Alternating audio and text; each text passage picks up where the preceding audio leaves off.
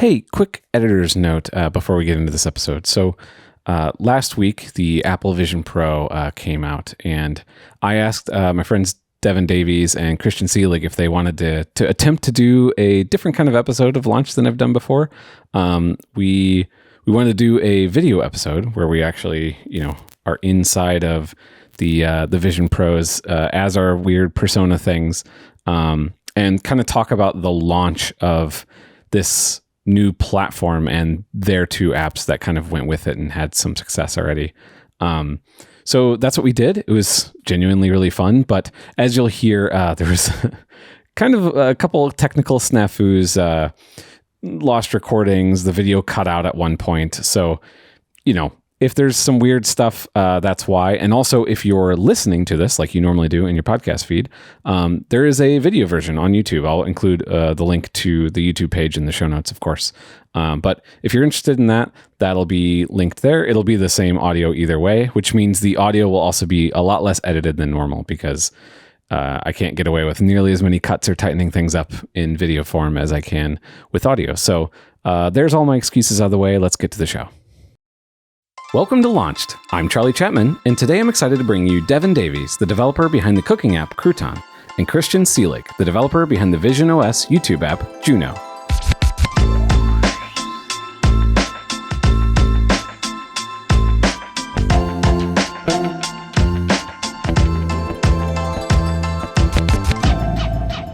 Devin, Christian, welcome to the show.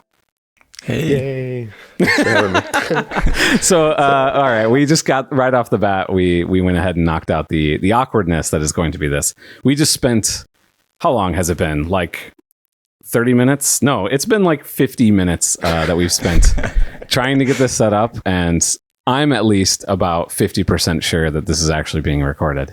So we'll see how this actually goes. It's been the best period of my life by far. I'm just happy to be here. All right. Well, I'll try to keep us on the rails as best as I can. So the idea here is both of you have actually been on this show before. Christian, you were the second person I ever had on. Oh, wow. I didn't realize that. Yeah. It was it was during that crazy original week. And Devin, you were on, it was last year, right? Yeah, not long before you canceled it. Yeah. You say that like they're related somehow. Yeah, it was like the final season correlation. I could like never when The Sopranos top ended. it. Yeah. But no, my thought here was all three of us, obviously, as anybody can see, we all have the Apple Vision Pro, as it's called. And all three of us, though you two more so than me, have actually developed apps for it. We were there on day one. Devin, you had Crouton, your cooking app that already existed for all the other Apple platforms. You spent a very long time making it truly native for the platform and making a cooking experience, right? And then, yeah. Oh, sorry. Go ahead. Oh, I was going to say, I feel like because the product had been rumored for so long, there's kind of a lot of time before it even launched to kind of ideate on what it might be like. So yeah, I think it was great to be able to jump into it kind of running in a way. And then Christian, you weren't necessarily, I don't think you were really planning the app that you came out with Juno until relatively recently, whenever it came out that there was not going to be a native YouTube app. Is that right? Yeah. Definitely not as organized as Devin. Because, man, I remember at WWDC, I think the day after you were mocking up stuff in Sketch somehow before the SDK came out. So yeah, no, I wasn't anything like that. I think the lack of a YouTube announcement came out, and I was like, oh, that sucks. And I was like, oh man, wait, I'm an app developer. Maybe I could do something there. And then yeah, it was a quick dash for a week and managed to put something together. I think we and then mine was very much also the week thing, but with even less time, and it's not even necessarily worth talking about. So we probably really won't. But I think we kind of represent the different approaches that developers have taken to the platform. And both of you have had very interesting experiences post-launch. So I know there's a bajillion different pieces of content related to this new platform already, but I think we can kind of bring an interesting perspective in here. So that was kind of the idea behind the show. We'll see how it actually ends up going. So to start out, I want to Devin, I want to let you talk through sort of the story of of not Crouton the whole app. Whoa, I just sent my notes flying across the room. Is everyone okay? Literally, yeah, knocked over my TV. So we've talked about obviously Crouton the app already on the show. So if somebody's interested in that, they should go listen to that episode. But since the announcement last summer, to last Friday, which is like 4 days ago as we record, I just want to talk through the story of like how you built spatial computing or whatever you want to call that into Crouton. Yeah, totally. I feel like I should apologize off the bat as well for anyone watching this for the fact that my mouth doesn't close all the way. I don't know what's going on there, but I have to say, everybody's reaction to your persona in particular has always been like, "Oh, that's pretty good." I think you have had the best one of all of them I've seen, but you're self-conscious about the mouth not closing, which is pretty understandable. I think I'll just opt for keeping it very wide open so that there's no confusion. Just become a mouth breather.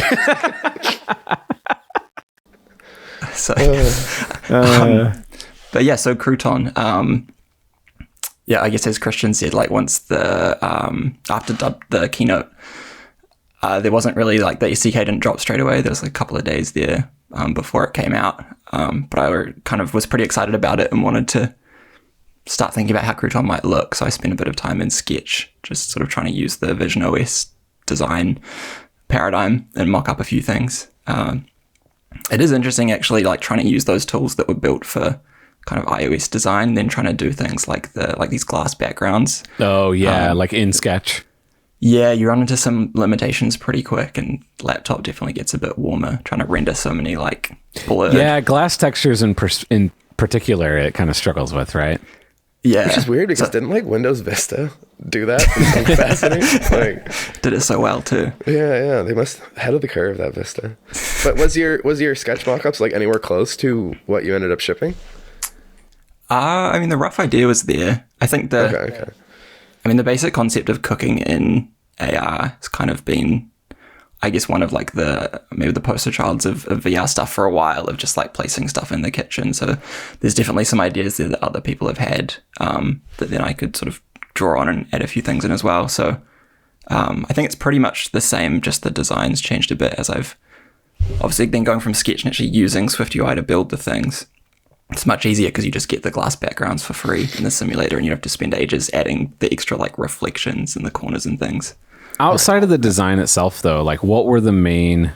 Obviously, putting timers sitting over your pot that's you're running a timer on, like that's the obvious like poster child sort of example. But there's other things that you did. So like, what are the spatial elements that you brought in to the app to make it sing? Yeah, well, I think even the big one for me is just having your the recipe steps and the ingredients so big and obvious. Like if you have a recipe book or even the iPad running Crouton, if you cross the other side of the room, you can't read it at all. So if you head to the pantry to get some ingredients or something like that, you then forget the ingredients you went for. Maybe that's just me. And you got to go back and check the book. Whereas if you can just turn around and like just see it pretty much as big from the other side of the room, I think that's a big saving. In time. Yeah, that's an example.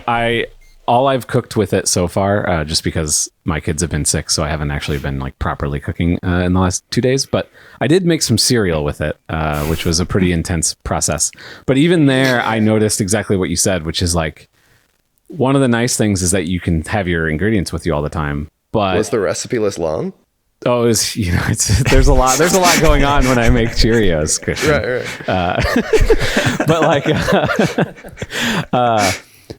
But like everything's really anchored in physical space, which is cool. But that means that you sort of almost end up with the same negative, which is like if I walk over to the cupboard, I have to like lean my head back to see where I left the ingredients list to see it. Now it's easier because it's gigantic and it's floating in my space, but it would be cool if like a future API they give us, which is like you can pin something to yourself, if that makes sense.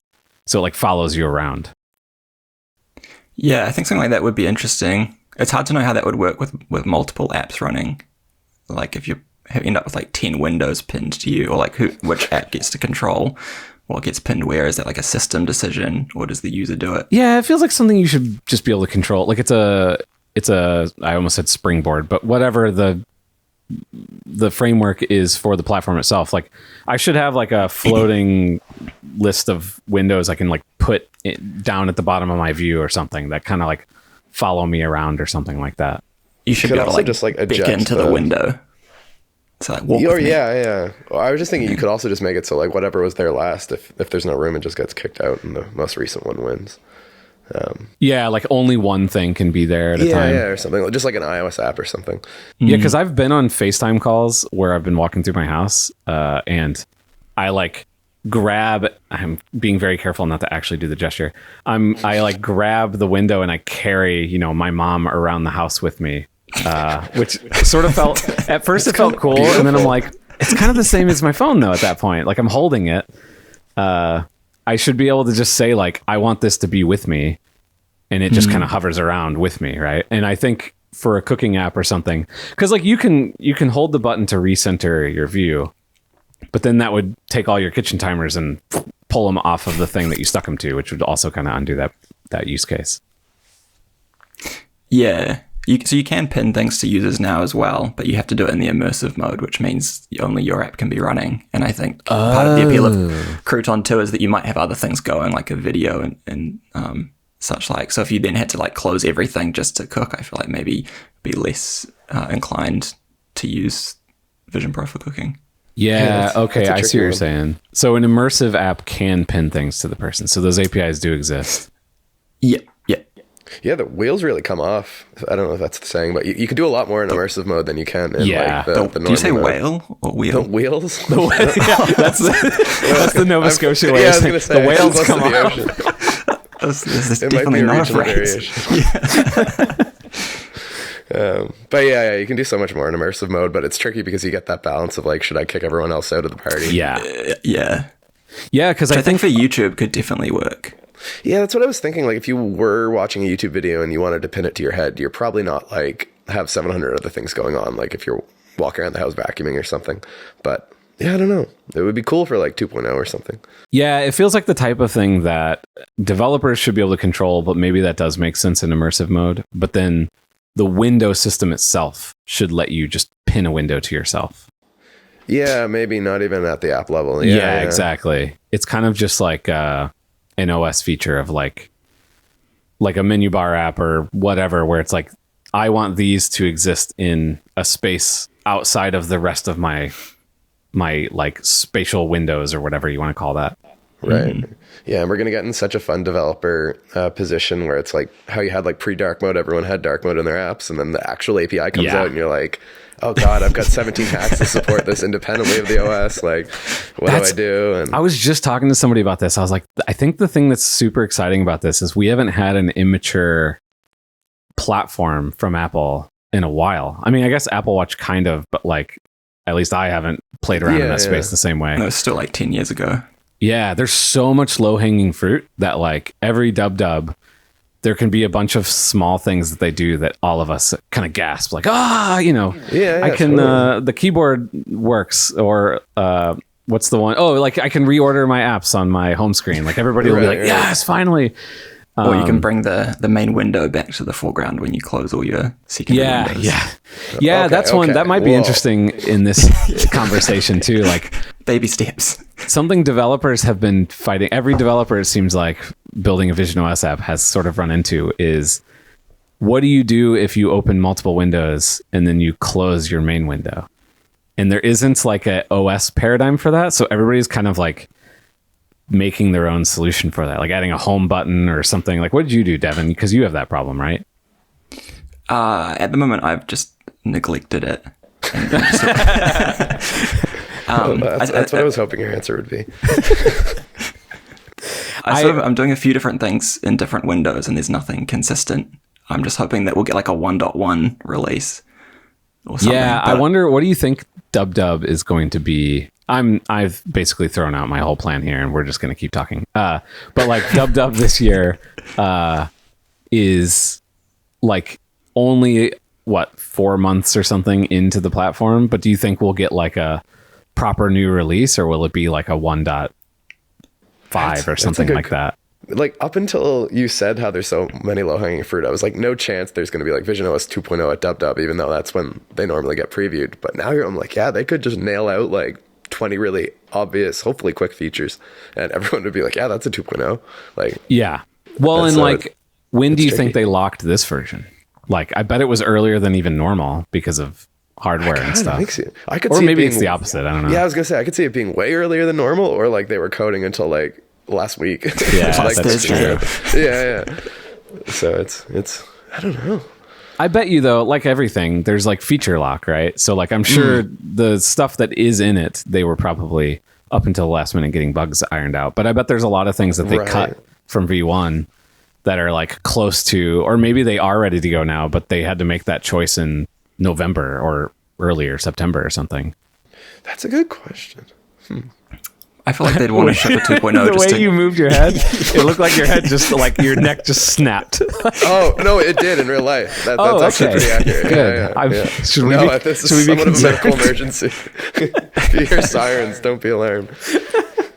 Yeah, to be fair, we wouldn't know if you're on the way to the hospital or not. Just No. carry on. You're That's doing true. this from That's a benefit. from the back You of can an see my head ambulance. bouncing from the CPR. It might be. So okay, so you, like I said, I kind of broke my whole thing here, but like, so we talked about like, yeah, the idea of cooking with it. There's a couple like very VR-y features though that you added too, right, Devin? Like, there's like a measuring, like a 3D measuring thing. Yeah. So I don't know about you, but often in like a recipe when it says get like a 12 by 12 inch tray, I mean, it just don't really convert for me anyway, but I read that and just have no idea what it means. So I just grab a tray and hope for the best. So I thought it'd be cool to be able to actually visualize what that size is. And then hopefully by looking at it, you can think, oh yeah, I've got, like a casserole dish that's pretty close to that.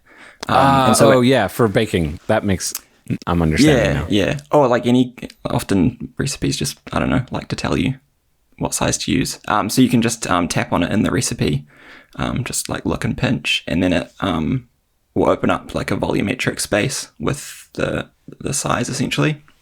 So you can just pop that on the bench and then go grab what you need.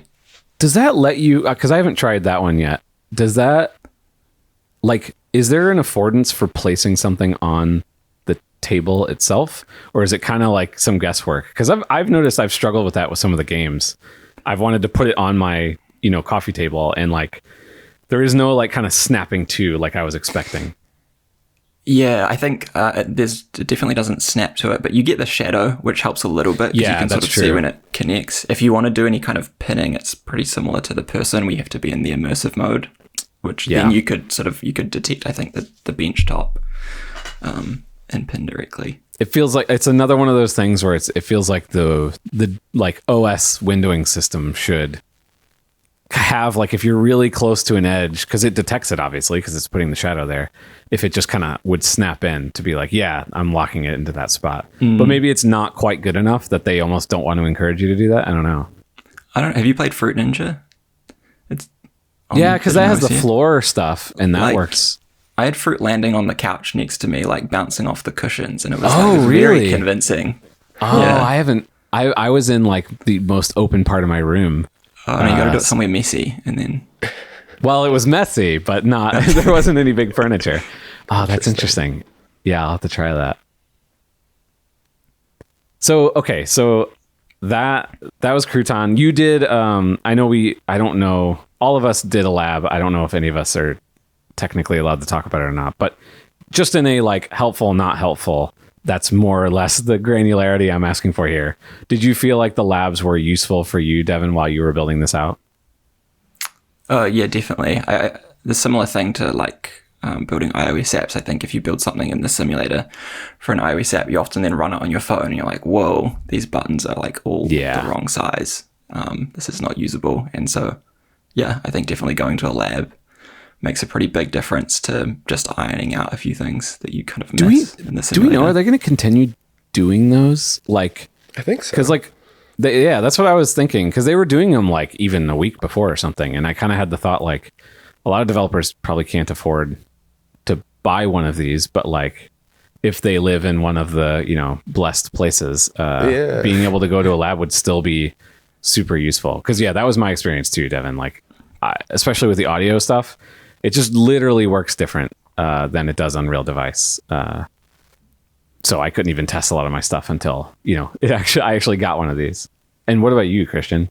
What did you do a lab after you started Juno, or was it all before? No, it was. I wanted to play around with Pixel Pals at the time, and so it wasn't too helpful for Juno just because I hadn't conceived it yet. But it was definitely helpful for that and just kind of figuring out like how it works as a paradigm, I guess. Like you play around with an iPad simulator, and even if you don't have an iPad, you're like, okay, it's a 2D rectangle. Like I kind of got the gist of it, right? Even though like absolutely running it on device is a million times more helpful, but like with this, I found it amplified it even further. Like you're like so many things you're like, oh, that'll work well. It doesn't work at all. So yeah, I found it super helpful just in kind of like recalibrating your expectations as how the device works. And yeah, I definitely recommend going if you're like if you have the means to. Like the calculus is tricky because for me it was on the same coast as me, but I still had to like leave Canada and go to New York. Yeah. And it was like, you do the math and you're like 3 of those maybe, and it would pay for the Vision Pro. And you're like, so like you've got people like Emmanuel who makes card pointers who I think like lived at the labs because it was probably like next door to him. It was really easy to get to. Yeah. And it's like that, then it's a no brainer for you. Like if it's an easy access, but for a lot of us, it's a little trickier. You did the in-person pickup for your actual device, right? Yeah. So does that mean you did what essentially, if you just scheduled a demo, what you would do? Basically, like they were do you want a demo, and kind of like pushing for like you should. I think it was because like we were also the first of the day, so I think the employees were kind of like jonesing to like try out this thing. They've probably been like practicing for days. And no, they were like, this is Christian Selig. Like, no, that was definitely definitely heard a lot of that. But it was the washed up Reddit developer walks into the Apple store. But no, they were very good, and it felt like they were like, I don't know, like you do a school play and it's the opening night and they're like, okay, this is what we've been practicing for. And they seemed really excited to do it. And it was just a really cool demo. So I think I got the whole shabam. There was definitely some like technical glitches as they figure things out, but like it went incredibly smoothly, I thought, for like how it was basically the first time. So in terms of, because the reason I ask is like a lot of people maybe can't get to Cupertino or New York or Sydney or wherever, but like more people have access to an Apple store. Do you think doing one of those demos, if you're wanting to develop for this, would be useful, or is it a lot more like this is watching a movie, which isn't necessarily helpful as a developer? I guess it depends. Can you like tell the Apple employee, I'm totally following your demo, and then just go off and like install Xcode? Because does it take you through any of the default apps at all? Like, do you get the experience? Obviously, you do get the experience of looking and tapping, but I just mean the sort of interactive model, because that's what's super weird. They bring you through Safari to start, and then you go into Photos, and then I think it's mostly the Apple TV app. So there's definitely a moment, and they have you rearrange windows, so there's definitely an opportunity to kind of get at home with the operating system that I think is really helpful. But definitely like similar to the labs, make sure that your Apple store has it, because I went to mine and they were like, we don't sell these in Canada. Like, what are you doing here? I thought you had to sign up for a spot. That was also an issue. They said like it did not go well. Okay, so I guess that's Crouton. So Juno, like we kind of touched on it. It's a lot shorter of a story, but like, what's the like the impetus for why you made it? We already kind of said they announced there wasn't a YouTube app, but. Yeah, it was basically just like, I watch a lot of YouTube, and like for me, the Vision Pro is kind of like, oh, this is going to be an awesome like content consumption device, like having like a massive screen, not even if you're on a plane, but just like sitting in your living room, and like, I don't have a 120-inch TV. And I thought that would be so cool. And I was kind of like crestfallen that I was like, oh, there's not a YouTube app. Like up until like 99% of the announcement of the Vision Pro's life, I was like, this will be something I'll be able to use. And they kind of dropped that at the last minute. And I was like, like, can I make this even a little better for myself? Because in Apollo, I like, there's like, and if you go to like r/videos, it's almost all YouTube videos. So I had to build like a somewhat competent YouTube player. So I had a lot of code that was kind of like an experience interfacing with YouTube in some capacity. So it was like, oh, even if I could just take like Apollo's implementation and make that into a YouTube app, that would be infinitely better than the website. and thankfully it was, and I kind of used that code as a jumping point. It was able to put together something pretty quickly that I was like, yeah, this is at least a lot better than the website for a 1.0, and hopefully beyond I can take it substantially further even yet. So you got that put together pretty quickly. Was it like you were using the actual YouTube API and then making a like native SwiftUI app, right? It's not like it's a web wrapper. It's sort of like a hybrid between both. Like YouTube has like an API in the same way Reddit had an API, and that you can you can call. He says with sadness, yeah. Moment of silence. Good times. Where you can call like an endpoint and it returns JSON, which is great, and you can even upload videos, but there's no component to be like, can I like get the video with this ID to like show in an AV player view controller or whatever. Yeah. Which is, so it's kind of like you're a little limited there. So I was like, okay, what do I want to do there? And with Apollo, funnily enough, like it's effectively a web wrapper in that YouTube gives you like this video player element, and then you can call a bunch of JavaScript methods to interface with it. So you can call like .pause video, .play video, and .enable subtitles or whatever. And you get basically like this programmatic access to the underlying video player, even if you don't get the actual video file. So you can't do like cool stuff like AirPlay or like download the video. But you can programmatically interface with the video, so you can put like native controls up on top of this like web layer and interface with it directly, so you kind of get like something that's substantially better than just a web view, but not quite as good as a fully native view, and that was kind of the basis for it, and that was how Apollo operated, and it worked convincingly enough that I was pretty happy with it. So that was kind of where I was approaching it from. If you can believe it, I am actually familiar with those APIs because I built a video player inside of the Windows 8 tablet app for the Grand Ole Opry way back in the day. For the what? Do you think it still works? The Grand Ole Opry. It's like, is that like an opera? No, it's like a country music hall in Nashville. Oh, okay. It's where like the music scene, I think, like kind of spurred out of. Anyway, where all music came from. And you built like an app for them? It's where all music came from. Yes, amazing. It's kind of incredible. Yeah, but you like built their app. But yeah, it was whenever I was doing the like Windows 8 consulting stuff back in the day. Cool. But yeah, it was really fun because it was like same kind of thing. I was building like a video player that had like native controls over an iframe essentially, but you could call into the JavaScript. I bet you the API is surprisingly similar, even though that was like 2013 maybe, something like that. I have no doubt it's probably virtually identical. But the nice part there is that it is just JavaScript calls to an HTML element basically. So it's like people are like, YouTube's going to come along and then smush you in some capacity, and it's like, I don't think so, but like insofar as like there's not really anything too smushed. Like there's no API keys here. There's no quota limits per day. It's just like you're talking to like a physical thing basically and saying play and pause. Yeah. For the video, you are using the API for... No, I'm not actually. For the website, I'm basically just... so I get basically the YouTube HTML, and then I do like a crap ton of CSS and JavaScript to like yank out elements, like hide elements, like move elements to kind of make it feel more visionOS-y.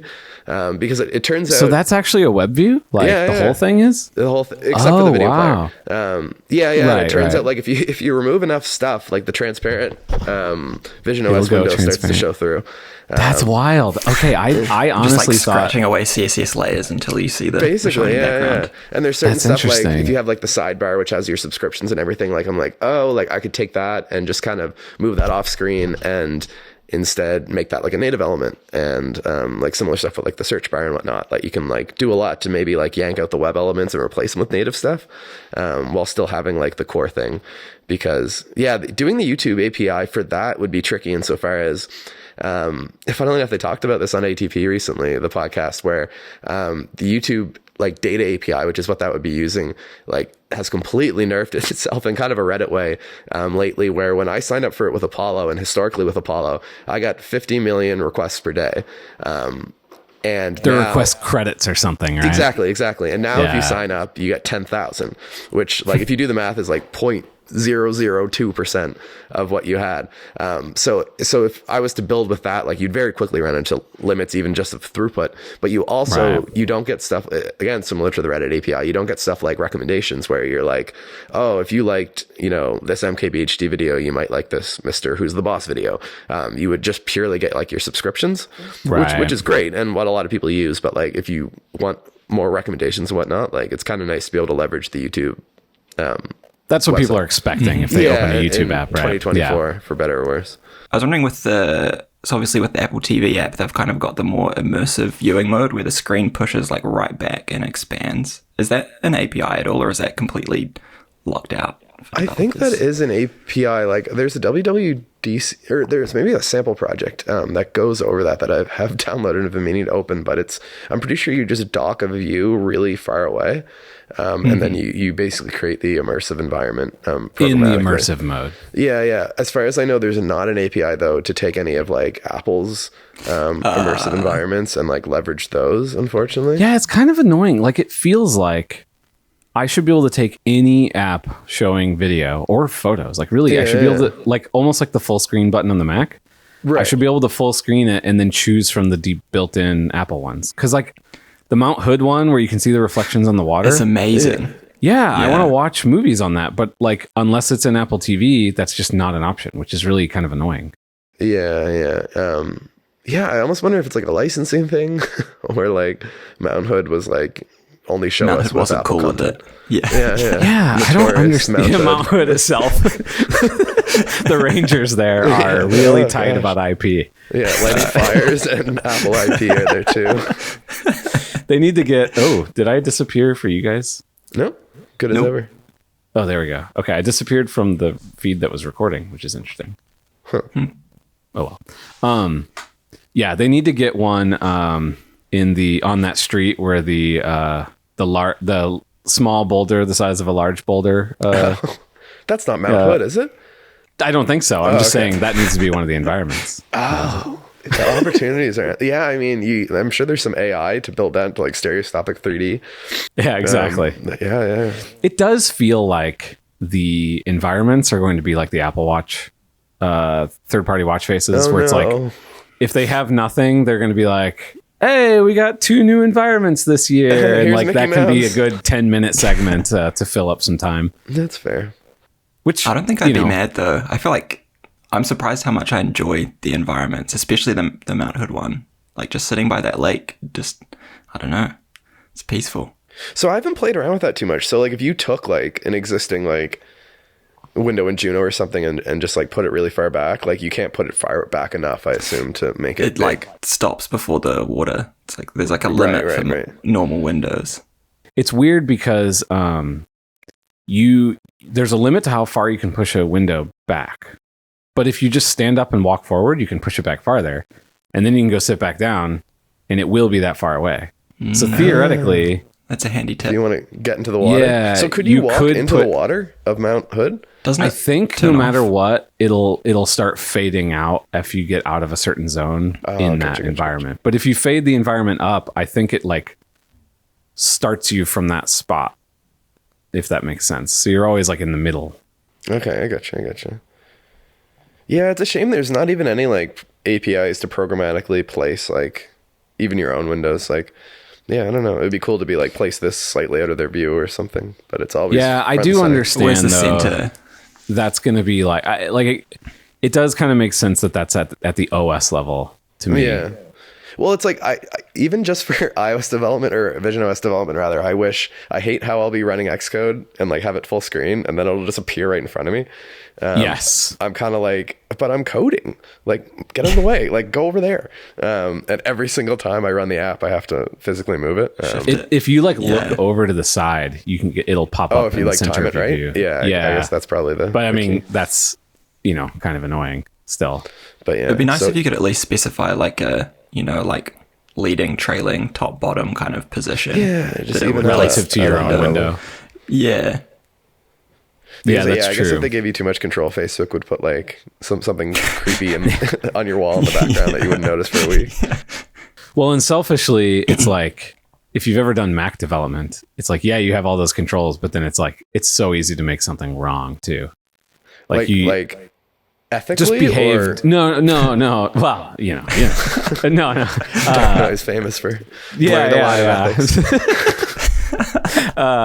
But just like things behaving the way you'd expect them to.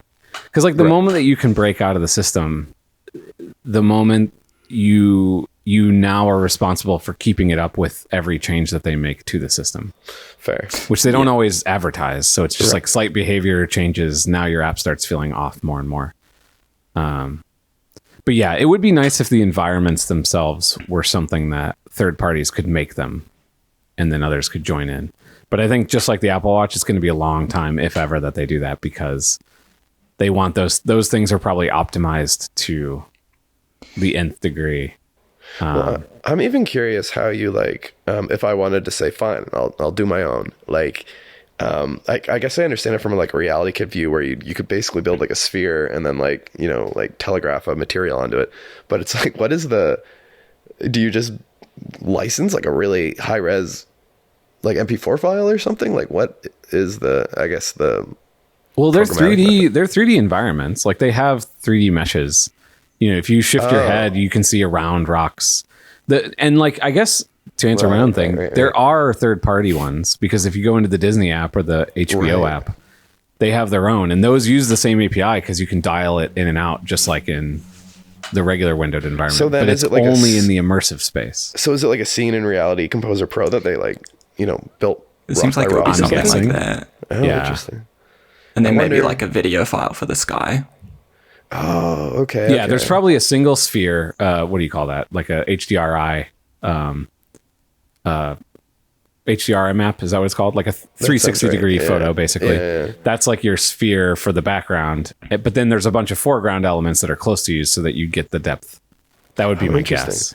Yeah. Which I guess, for Juno, since you can't like do their immersive spaces the same way, I guess you would have to build your own if you wanted to have those types integrate of with some YouTubers and have like a Linus Tech Tips office background. Okay, actually, that would be pretty sweet. Like imagining being in MKBHD's office. You can see his robot camera like in the background. That's true.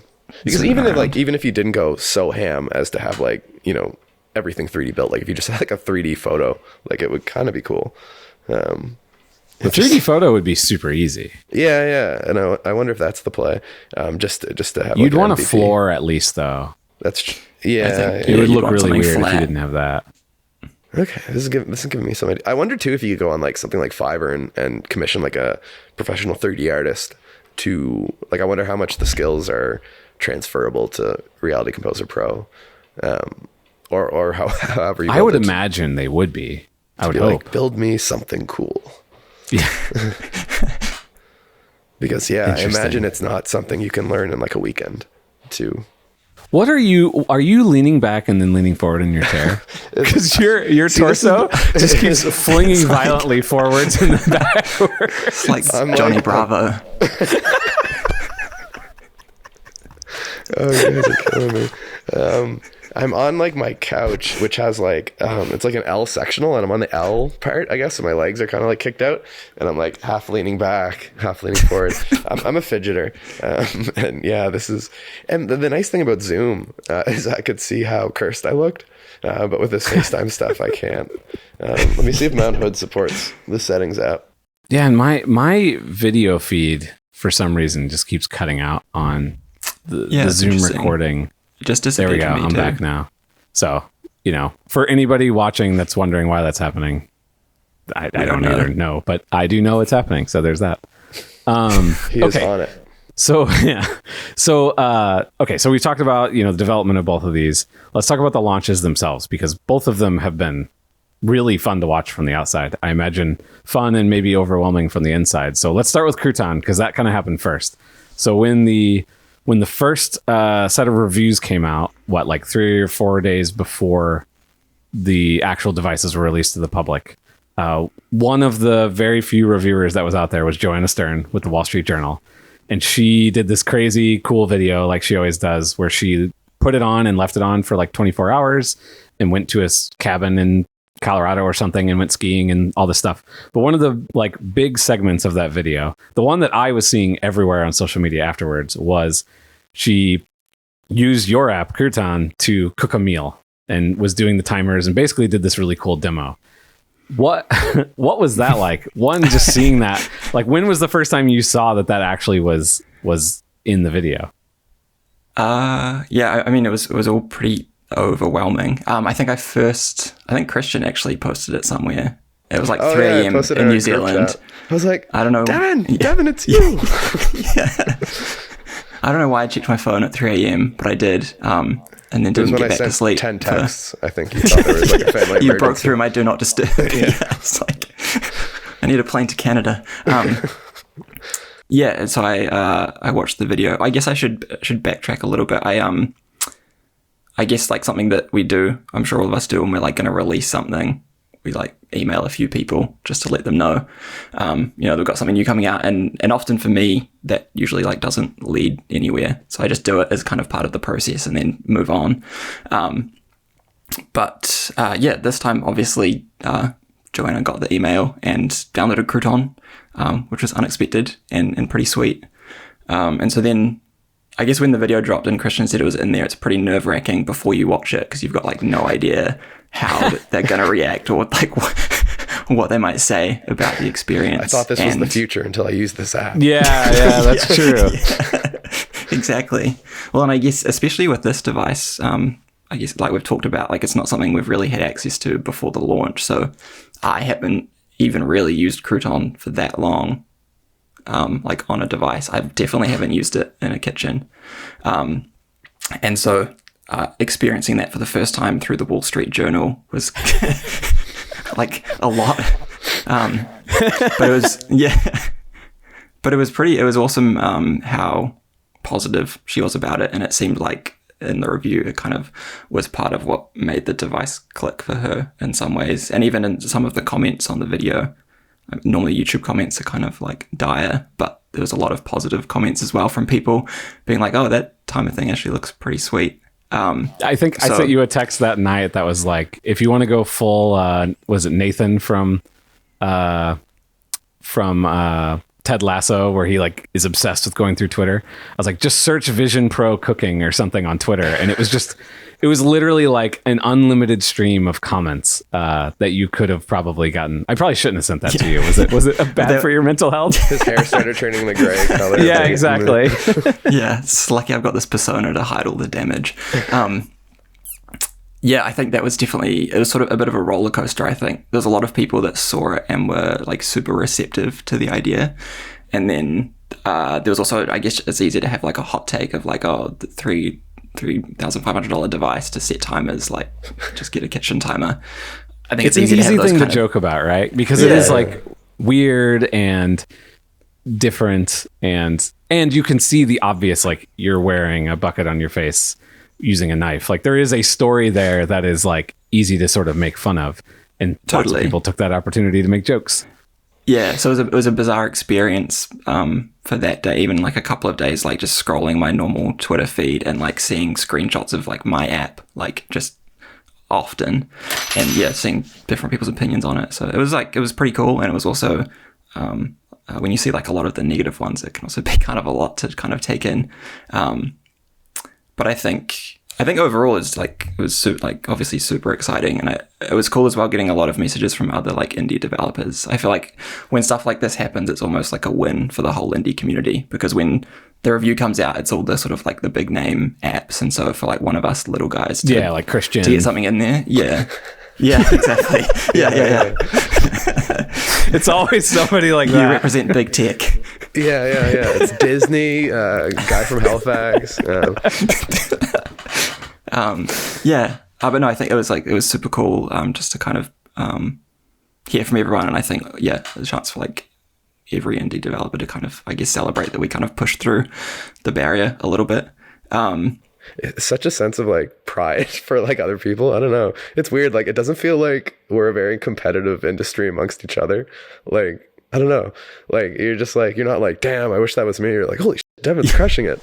Like, good for him. Like, There's definitely some rivalries. I feel like that kind of exist in some places, but for the most part, especially in like sort of indie dev scene, it's like, it's just exciting when somebody has a Shows success up somewhere. Yeah. Like, and part of it is, I think it feels like we're all struggling through the same things pretty publicly together. So it's not like we only see each other at awards season or something, and where you're competitive. It's like most of the time we're like, man, I can't figure out this. Like for me, it's like all these obscure audio bugs. And then the only people who have also run into that are usually other people who make looping ambient noise apps. Right. And they will frequently be like, oh, hey, I ran into that too, and I filed this feedback, or, oh, I tried this hack and I got it working. And once you have that interaction with somebody, it's like, it's hard to ever be mad at that person. Right. And these platforms are so big that it's never like you need one person to succeed and everyone else has to fail. Like, I remember Totally. like, I think it was like Rivian was talking about it, how they were like, are you going to beat Tesla? And it was like, dude, there's like 1,700 car brands. Like, if you just walk down the road, like, and most of them are doing great. Like, you don't need one car brand to win. Like, that would almost be ridiculous. Like, everyone can do great. Yeah, it's interesting. And yeah, it is really nice when it feels like, because I feel like I see this with both of you online too, where it's like, I feel like if I have something written about or whatever, I feel like I have to be self-deprecating about it. Like, oh yeah, but it sucks or whatever. But when other people are excited about it, it makes it feel like it's okay for me to be excited about it. Does that make any sense? Yeah, no, that's a good way. Yeah. It's kind of like a weird, like, I don't know. I do appreciate when people send me something that I've already seen because I have Google alerts and stuff. I do legitimately get excited whenever I see that, right? It's not like I'm just being polite. It's like a legit, like, oh yeah. Like sometimes I'm worried that people will see me responding to multiple people every time being excited and they're like, oh, okay, he's just playing this game. It's like, no, like each time somebody sends me one of those, like, oh, you're featured in wherever, it's like another reminder that real people see this stuff and it's not just numbers on a computer. It never stops being cool. It was pretty cool with this because I had like just a couple people that I don't even like talk to very often, just like friends, like in the real world, that like sent me a message like, hey, I just saw you in like the Wall Street Journal. I was like, that's pretty crazy. It's a pretty crazy sentence. Yeah. I know. I was asking you that the day it happened. I was like, does the Wall Street Journal have the same? Because here, Wall Street Journal is like in the same sort of breath as New York Times or the Times or BBC or something. It's like kind of like institution. But I didn't know if in New Zealand if that had the same instant recognizability. It sounds important, but people probably don't have the same. They're like, oh, that sounds like an important US publication, but I don't read it. Right. But definitely. And Devin gets to go like my buddy Joanna now all the time, which is getting a little old. My good friend. That's been my joke because she responded. Sorry, I with can't something. hang out today. I'm yeah. We're like, oh, cooking with Joanna.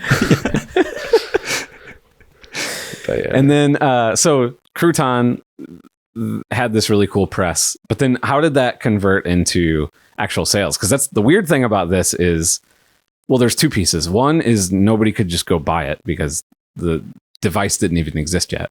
And two, almost nobody, like she said the name of the app, but I've noticed it's sort of just become shorthand that the Vision Pro and cooking are this thing. And a lot of people don't even say the Crouton app. They just talk about it like it's this default app that's built in. It's been, I saw there was like a few top 10 like Vision Pro apps, like lists on Twitter, and it would be like, you know, like Juno, and then it'll be like default timer app and a screenshot of Crouton. Yeah. It's like, what?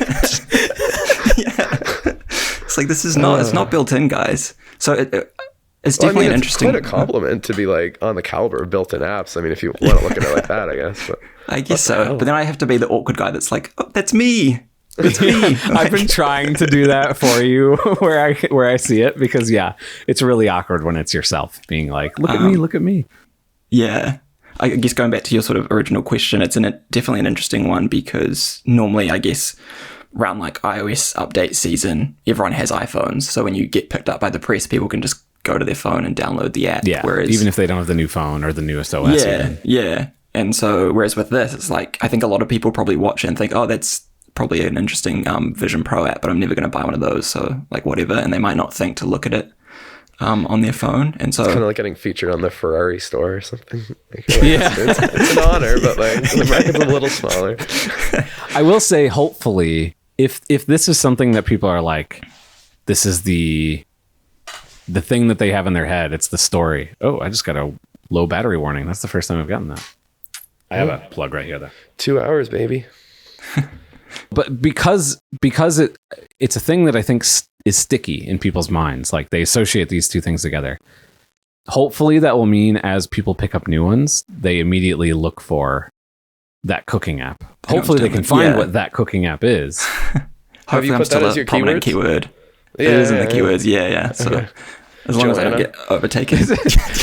No, the subtitle is just that cooking app. Yeah. Yeah, because there's not a lot. I definitely saw in a few places, like there'd be like summaries of what you can do on Vision Pro, and it would be like watch videos, move windows around, cook is like the third thing that you would buy this for. It was like a very bizarre kind of experience to be part of, sort of the catalyst of that, I guess, idea. I also feel like I should have said at the very start of this that I don't necessarily recommend that you should cook with your Vision Pro on. And as if you saw the video, Joanna dismisses the warning that says that you probably shouldn't do this. And so I think I'm still of the view that with at least this first generation, if you are going to cook with it, that's definitely at your own sort of risk. That's fair. That's very responsible. It's like it feels like a preview of the future. That's the way Joanna was treating it, which is like what you can hope for. Because you can imagine it being treated the other way, which is like, this is a horrible way to cook. I would never do this. I can't see the pepper. But it's like, it's not meant really to be. You're not expecting people to really be bringing this into their lives, cooking all the time.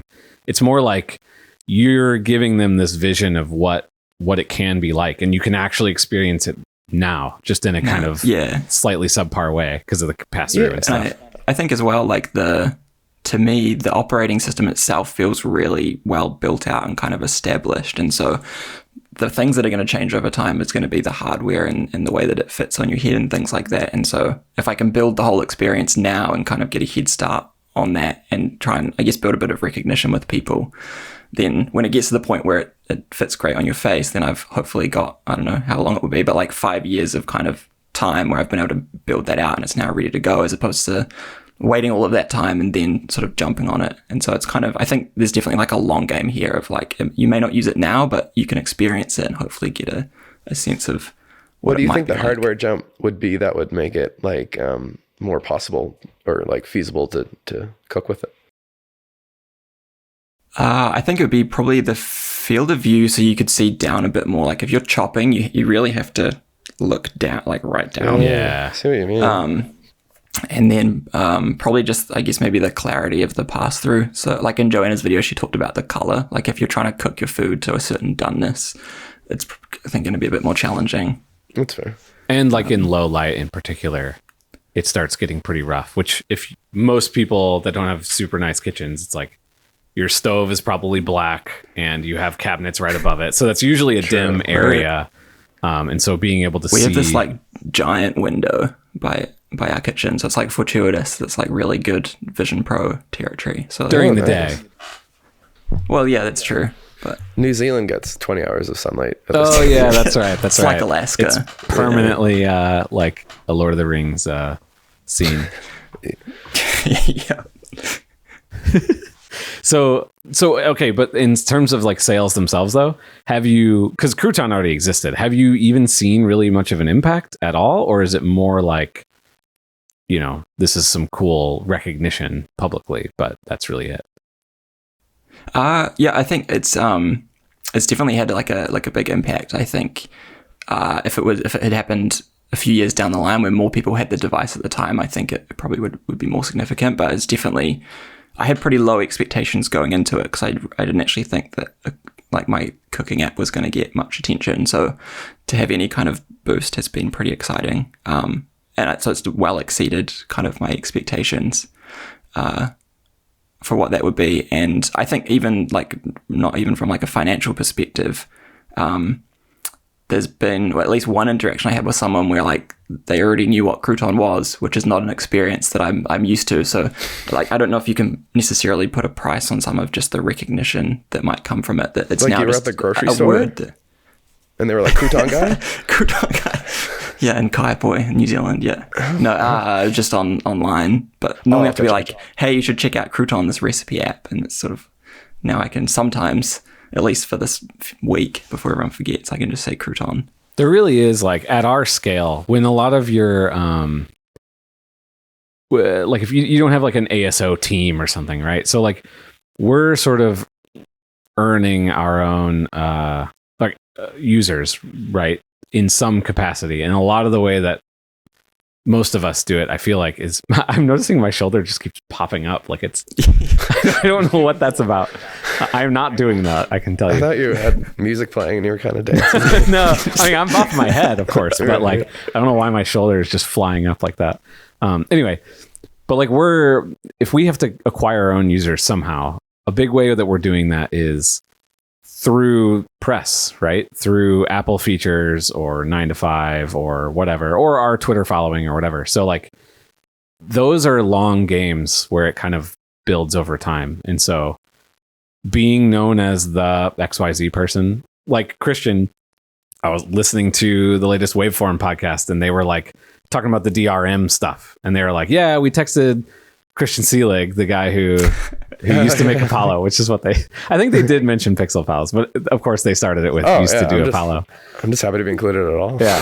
But I mean, it's just like you were a person they could go to for a random question. Did that interaction help your sales?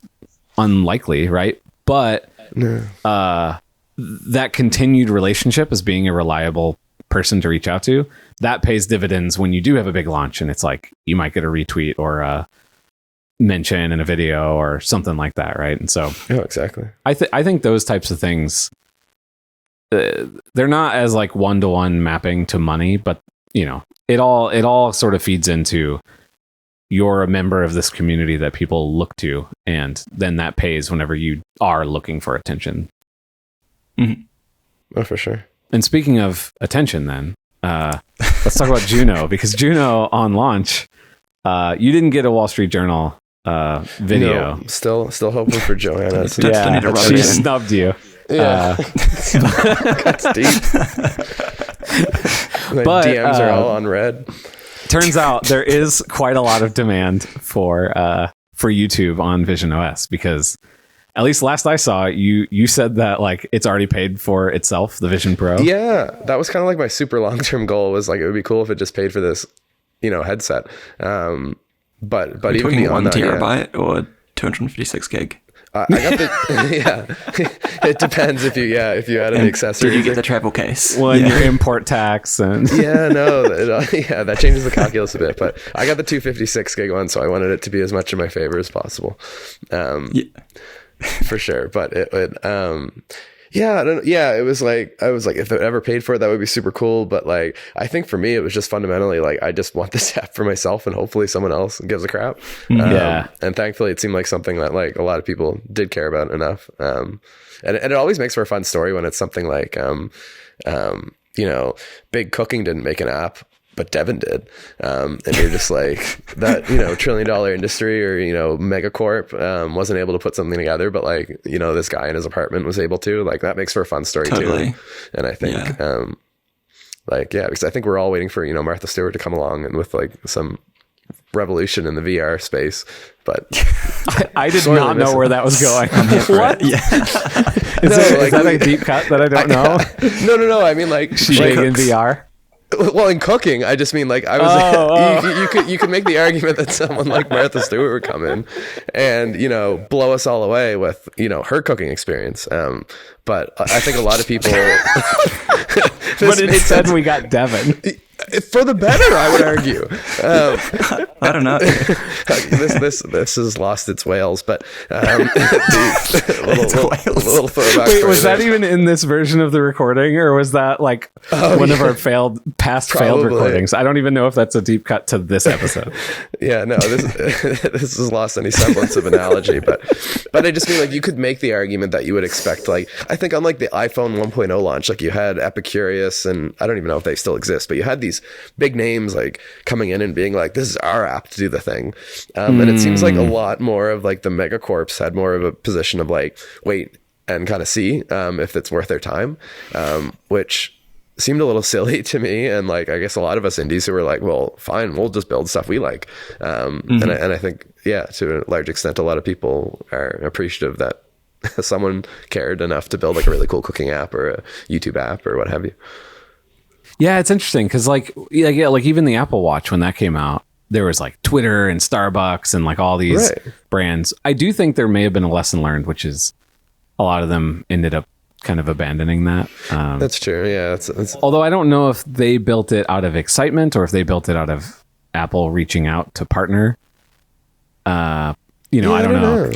But it does feel though like this is a much more clear, new platform. Like especially for any kind of like media consumption, just seems. It probably also obvious. the current the current environment in tech isn't exactly exuberance, right? This last year, in terms of like layoffs, in terms of there's just lots of layoffs, and so are there a lot of people who are just excited at Big Corp and want to bring their app over? I mean, they probably are because there's still lots of people at all these places, but that could also contribute too. But I don't know. Yeah, it is interesting. Is desire enough from like the lowly employee enough to sway like the $1 billion corp? Like, is there a revenue cat app yet? Don't get Devin going on that. We don't have a native iOS app either. It's like our PWA. I'll settle for a visionOS app. You'll settle for a Vision. Okay, we'll do that, but not have a iOS app. How about that? I want like 3D graphs. This is necessary. That go up and then drop down very steeply. And like the help docs or Charlie in spatial video kind of walking you through it. Ooh, there we go. I want to be able to ride a sled. I like this idea because that chart. means I need to expense a 3D camera. That's what I'm hearing. Those must be expensive. I can't 3D cameras? Yeah. I don't know. Like I actually just saw, Insta360, the like 360 action camera stick thing. They actually have one that's like, it's like a camera. Oh, actually you can see my hands. Look at this. Ooh. Nice hands. It like folds in half. So there's a camera on like either side. And then that's a 360 camera, right? Because there's a camera pointed on either end. But then you can unfold it and then they're about eye length apart, the two lenses. And then you can shoot 3D video. Oh, interesting. And is it like the same quality as like a GoPro or something? I assume it's not like going to blow anyone's mind. Yeah, I don't that part I don't know. I don't know how it would compare to like the iPhone, right? That's really the real comparison, I guess. But I guess even something like this Mount Hood one, you don't need like I don't know, it's really well lit. Like it could probably look decent on an iPhone even. So maybe you don't need an IMAX camera. What were you saying, Just speaking Devin? about like 360 video really quick. So I launched another app on the store just day one, just sort of for fun, just like a 360 video player. Because I noticed they were publishing those lists of like apps that were going to be available, and it didn't seem like there was going to be any just for playing your own like 360 content. So I just thought I'd put one together because it's fairly straightforward. It's Rolli, Rolli. It's a bad name because I have to spell it, but I didn't have time to come up with something better. And it's really interesting because as far as I know, there still is no other 360 apps for playing your own content. And what it also seems is there's nothing for playing your own like 180 degree content.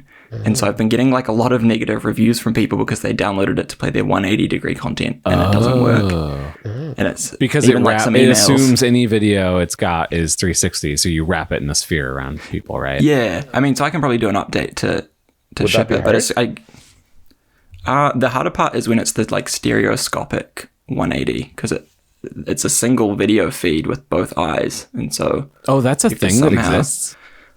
Apparently, it's a big thing that exists, and there's a lot of people that are unhappy that they can't play it. And I'm getting the brunt of it. I'm being held responsible. Huh, interesting. So meaning that like there's like a video feed and it's got like the raccoon eyes around each portion, like it's blacked out kind of? Essentially, Oh, yeah. interesting. I think like similar if you watch like Apple's 180-degree experiences, like when you look to the side, it like goes black. Oh, right. Okay. It's almost like that, but you see both eyes with the black around It's it. more like the IMAX, or sorry, like, well, we call it OmniMax, but like if you went to the Science Center when you were a kid and they played it on the big dome, it's like it's wraparound, but not behind you. Interesting. Okay. Yeah. So I think like if anyone wants to jump on an opportunity. So you're not saying this is an example of like you made this app that it's kind of worked out. You're more like, I wish somebody else would make this so that people would stop sending me negative reviews. Is that what you're saying? That's Or leave me that's the some Silicon positive Valley reviews. mindset right there. Yeah. I think it's one of those things where you like naively jump into something thinking, oh, I'll just whip this thing up. And then you don't realize that you've accidentally like stepped into like a massive industry that people have strong opinions about. And you're like, I mean, whoa. you made something that there's demand for, but you didn't necessarily, you don't have the time to satiate that demand, I guess is what you're saying. Yeah, or I guess the deep knowledge of like the different video formats that exist. Yeah. Interesting.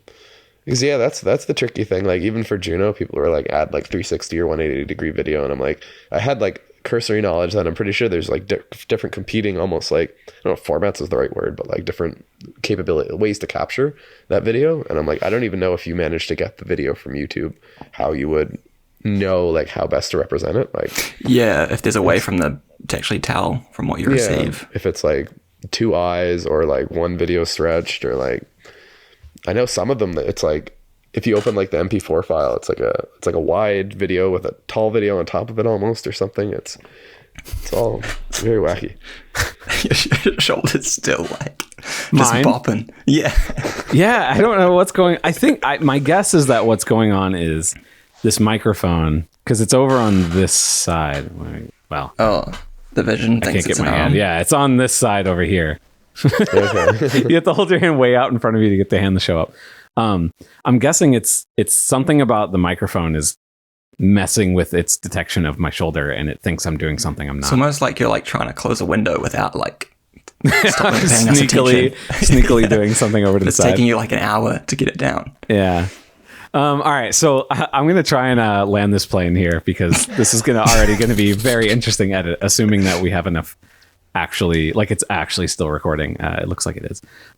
So I think I want to wrap this up more or less with like your general feelings, thoughts on the future of this as like a platform for developers.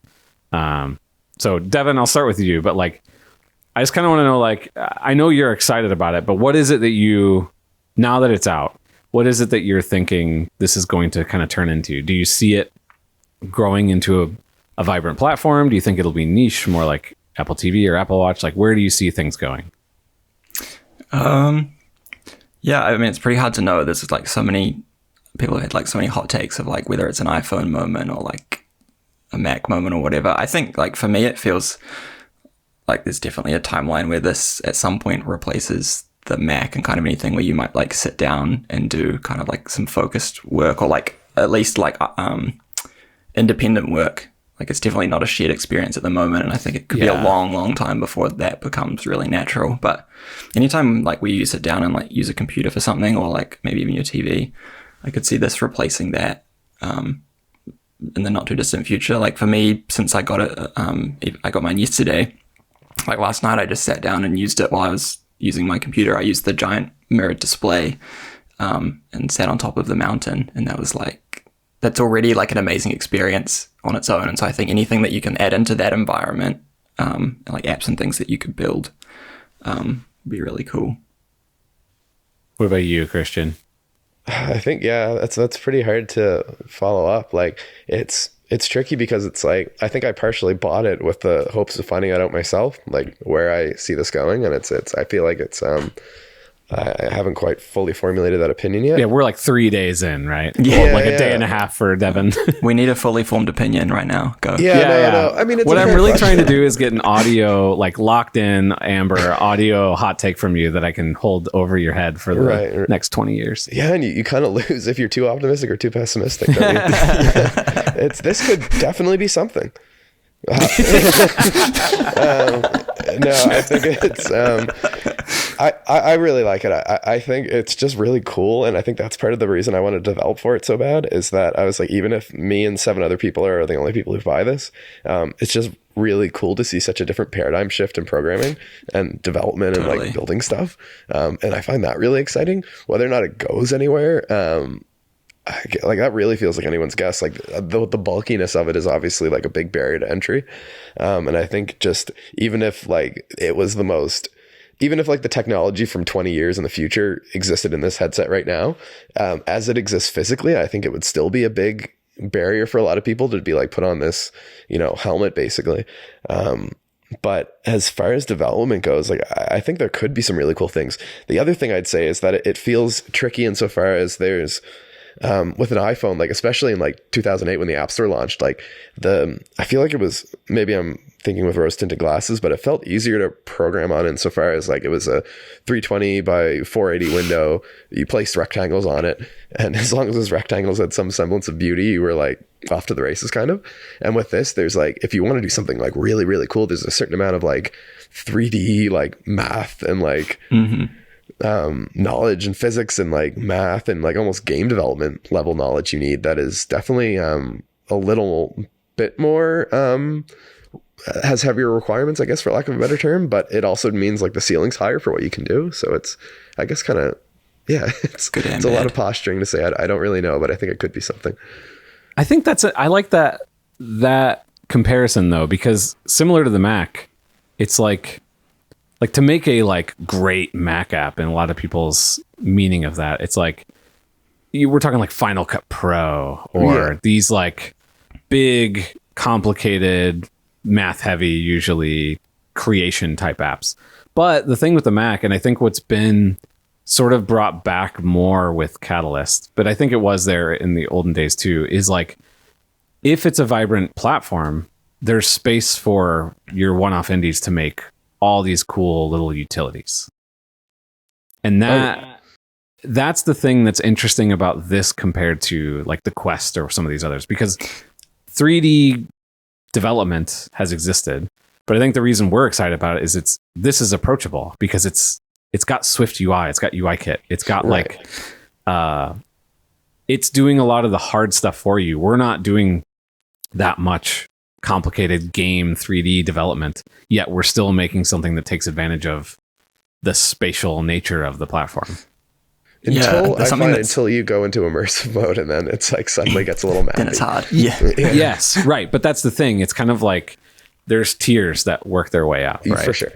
Yeah, I think as well, like I've seen a lot of I think points of view of because like when everyone started sort of, I guess, posting what they've been working on, a lot of people's apps were like coming from iPad, and so they're, I guess, mostly 2D. And I saw a few people that sort of thought that was disappointing, and like, I want more like 3D stuff and like none of this iPad stuff, which I think is fair in some regards. But I feel like just because we can now represent 3D objects on this platform doesn't mean everything should be 3D. Like the window in itself is actually 3D because it exists within your room, and so there's utility to that already. I guess like with the timers, right? Like it's just a window. I'm not doing anything special with that, but there's utility inherent in it, in the way that it exists in the room. And so I don't think that there needs to be a push that like all of a sudden all of our buttons need to be these big like 3D objects, because I think that there should be a mix, and it's awesome that we have a platform now where you can actually mix those things in different apps and not be limited to one. But I don't think I'd want to see a big shift where like everything is now 3-dimensional. If that makes sense. Yeah, that would be a little more mentally taxing. And I think what that disappointment too, like what a lot of maybe people who aren't developers like us don't realize is that so much of the like, oh, I did want 3D stuff, and it's like that stuff is like trickier in the tools we had prior to the Vision Pro launching. Like the simulator is like just not even out of necessarily any lack of effort by Apple, but just like having a 2D window on your Mac completely emulate like a 3D development environment where you're placing like cubes and objects everywhere. Yeah, like it's really hard to do. So I think if anything, it's like now that it's out, you know, and more people's hands outside of just the lucky few who got developer kits, like now might be the chance we start to see people actually developing like the cool 3D applications. So maybe just wait a little bit. Be patient. Yeah. We're just on like not even week 1 really. To your, I guess to answer my own question then at the beginning, like future of the platform, whatever. Like, I think I'm sort of similar to you, Christian, in the sense that like, it's just cool. Like it's fun. Like the thing I was a lot more bearish kind of on the as a platform. Like, is this really going to be a thing that takes off? Is Bear the good one or the bad one? Bear's the bad. So the way you remember it is the statue of the bear fighting the bull. The bull is like bringing his horns up. There's into a statue of a bear fighting a bull? Yeah, in Wall Street. What came first, the phrase or the statue? I think the statue is first. Okay. I could be wrong. Or maybe it was just like a common image of, I think the statue was there first. But yeah, but so in Wall Street. There? I've seen I've seen the bull. So I think there's a bear in a bull. Or is it just the bull? I thought it was just I feel like I'd remember a bear fighting something. Well, either way, the mental image, I think, is that it's a bear fighting a bull. Maybe it's just a bull because it's like, it's the positive version. I Googled it and it's like, I can see why you would think it's a bull facing a little girl. And I can see it looks like it's like a little girl standing like with her hands on her hips, like standing up to the bull. And I can see how you mistake a little girl for an adult grizzly bear. They're pretty much the same. Okay, but the idea I think is that the bull is attacking up with his horns and the bear is coming down. The bull, and you are a bear, which is. I was more bearish. I was more negative. See, this is why it's a good phrase, because it requires so much mental load to think through what the person means. To stockbrokers only, or something. Right. I think you're right. Anyway, I was and maybe am more before all this. I actually wrote like a blog post that I didn't talk about because I wasn't necessarily proud of it, but I just wanted to write up like my thoughts before I went into the lab, because I knew after that I couldn't say anything. Because I just wanted like a note, like an archive of what I thought. Yeah, like a little time before trying it. Yeah, exactly. And like my feelings are somewhat similar, which is like it's a platform that's difficulty to use is very high because you're putting something on your head. Sure. And I don't see a version of the like glasses, like true glasses, happening in a very long time, just from a technology standpoint. So like iterations on this, much better version of this, but still iterations of a VR thing is kind of what I'm imagining. And it's like, I have a hard time seeing that take off as a like super commonly used thing because there's so much load in putting it on. It's closer to a Mac Pro than an iPhone in terms of like an iPhone, like an Apple Watch doesn't have to be nearly as high utility because it's so easy to use. It's just on your wrist. And then a phone is like one step up from that. Your MacBook Air is one step up from that. And then like a desktop computer, it has to have a whole bunch of utility because it's way harder to use. You have to sit at a desk, blah, blah, blah. This to me feels like it's closer to the Mac Pro end of things than the Apple Watch. Because of the difficulty of the... Because it's like a pain to put on. But I will say like... So you'd be pretty piggish on like an Apple jumpsuit then. I don't even know what this means. Sure. Maybe, I guess. I don't know. But anyway, so like the thing that it has to overcome is you putting it on, keeping it charged and being this thing that you regularly put on your head. And it has to provide enough utility to make that worth it. I will say in this first weekend of having it, maybe just because it's new, but I found it actually reminds me weirdly of the iPad, where I like using it and I want to keep using it. And then I just kind of like sit in there like, well, what am I doing in here? Like it's, especially because it's so hard to type. it's like, it's nice for FaceTime. I FaceTime with a bunch of people, and I actually really like that experience. It's nice for the like Mac mirroring. Personally, I don't know if it's just my eyes, but like I find it a little bit harder to use compared to my Mac laptop, even though the screen's way bigger. But it is kind of nice, especially when sitting on the couch or something like that. But in terms of like sitting here, making it part of my regular workflow, it's kind of like weird. I haven't found something where I'm like, this is so much better. Not cooler, but better. There's lots of things that are cooler, but that utility wears off. And so I'm just not sure. But the thing that's like the iPad is interesting, because if it is that compelling and fun to use, people will like force workflows into it, which help keep it kind of alive and vibrant. And then maybe the technology kind of catches up in terms of comfort and all of that. So I'm more excited about it than I was initially. That's good. Okay. But it's hard, in terms of like predicting, will this be a major platform? Like the iPhone's a bad example. I think the Mac is a more appropriate example, just because it took the Mac a decade or so to get to like really mainstream mass market, right? It wasn't like, it was a big deal when it first came out, but it wasn't, it didn't keep the company afloat for a very long time, right? Right. So I don't know, but it also didn't have the marketing and just platform connecting oomph that Apple has now. And yeah, much less of a statement piece. Like you see somebody in one of these and it's kind of like, holy crap. Yeah, that's hard to ignore. Right. Like for better or worse.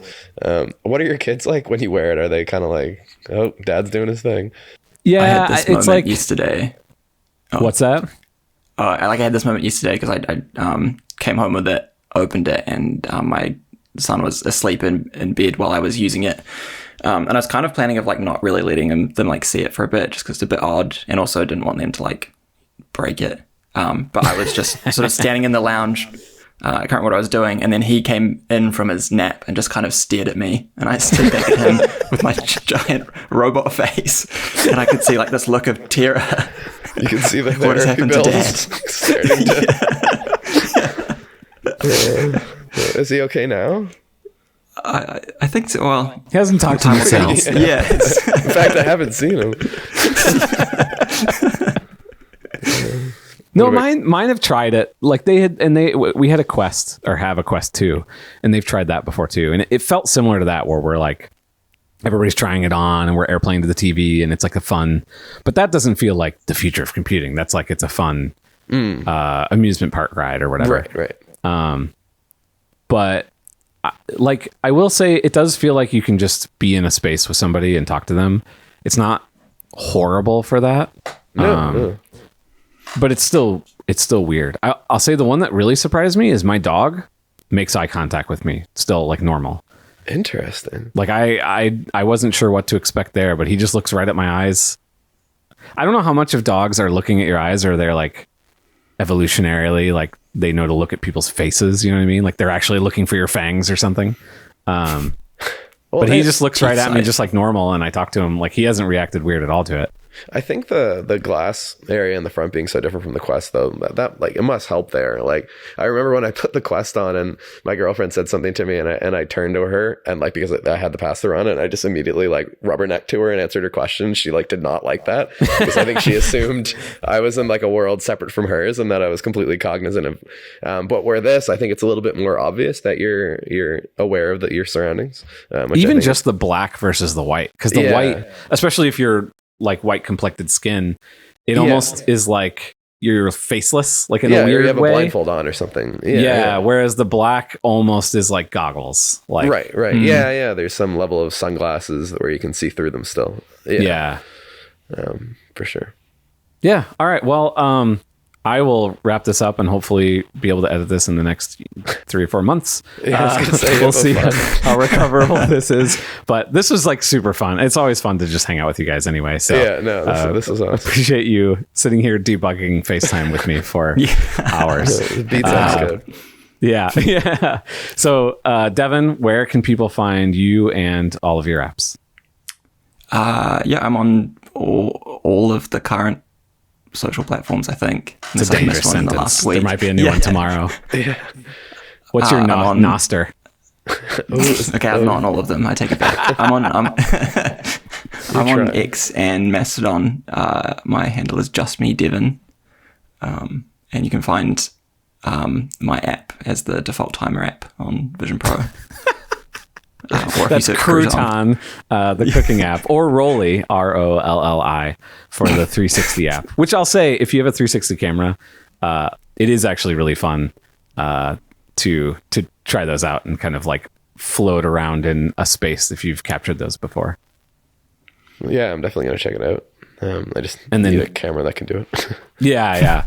And then Christian, where can people find you and Apollo? Yeah, Apollo is like your local cemetery. You can find me. I'm Christian Selig, pretty much. Yeah, I'm unfortunately still on Twitter. I'm on Mastodon as well. I think I'm on Threads, Blue Sky, probably. Just about everywhere. All right, cool. Well, thank you both again, and I'll see you some other time. Yeah. How do I wrap this show up? Everything is weird. Yeah, no, we'll see you when we see you. Thanks for listening. If you'd like to discuss the show, you can find me on Twitter, Mastodon, Threads, or whatever the social media app of the day is at charliemchapman.me. We'd really appreciate a rating or review on your podcast app of choice. And you can find show notes and more at launchedfm.com.